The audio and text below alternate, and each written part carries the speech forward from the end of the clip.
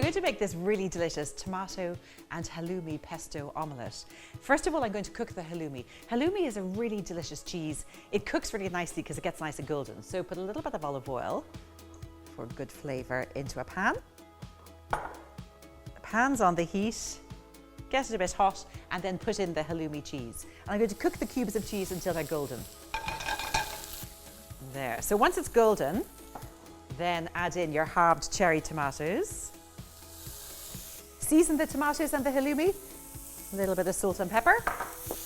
And just cook the tomatoes with the halloumi cheese until the tomatoes start to soften a little bit around the edges. Just take it off the heat for the moment. And now crack in 2 eggs.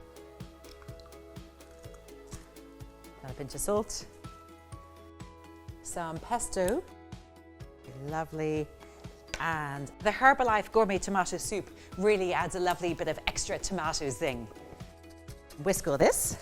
If you want to add a small splash of water, you can, or a milk. Perfect. Now start to make the omelette. Pan's nice and hot. Another bit of olive oil.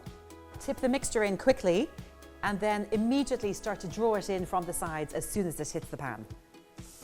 That will give you a nice light omelette.